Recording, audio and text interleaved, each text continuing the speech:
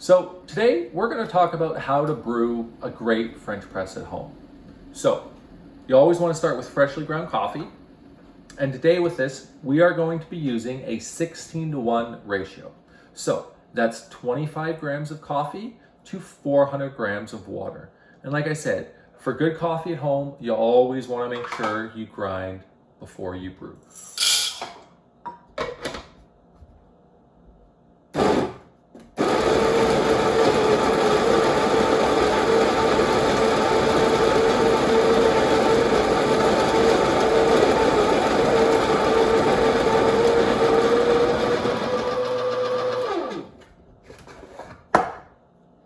And also you want to make sure that you always preheat your French press as well as your drinking vessels.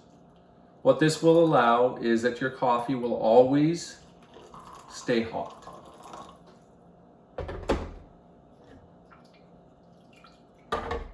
And one thing we are going to do differently here is when I brew a French press, I always decant it out of the French press to stop the extraction process of the coffee.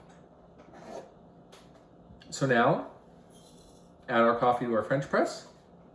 And then I'm going to add 75 grams of water.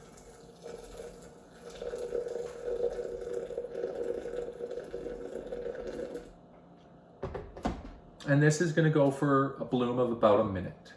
You want to make sure you give a stir to make sure you fully saturate all the coffee.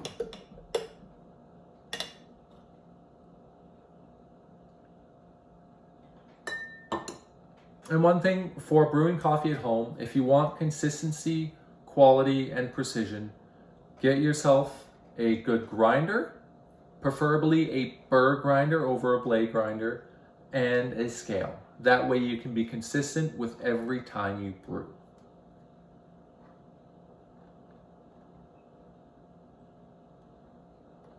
Okay, once we're at a minute, we're gonna add another 125 grams of water to take us to a total of 200 grams.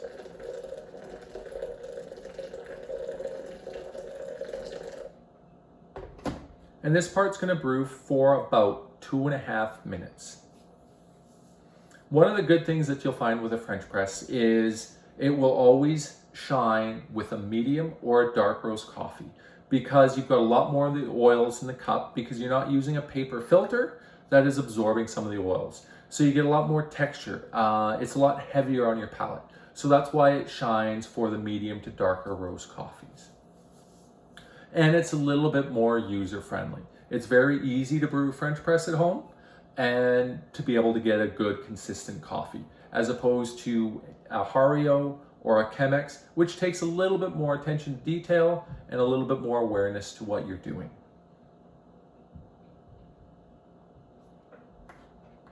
And then once we're at the 2-minute mark, we are going to add another 100 grams of water. At this point, give it a stir.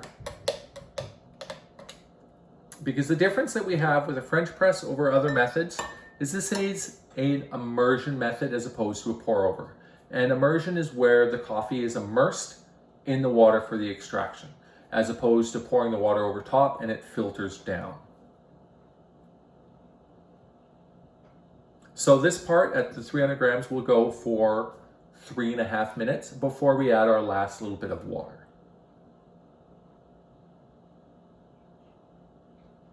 Once we're at 3.5 minutes, we add the remainder of the water to 400 grams.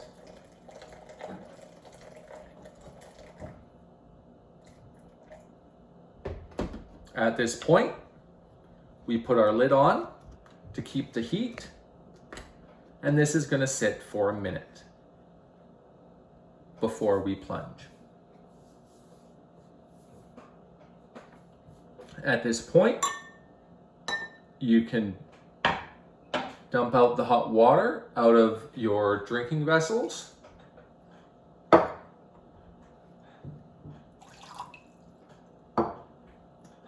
and your decanter. And the reason I'm using a decanter is I want to make sure I stop the extraction method.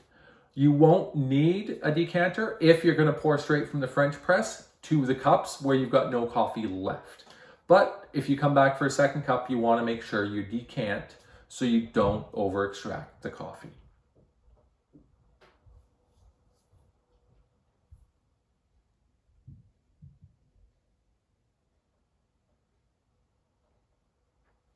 Once you've hit your time, plunge,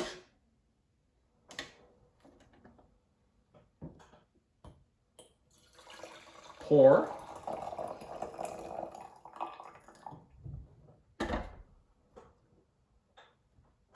and enjoy. And that is how you pour a French press.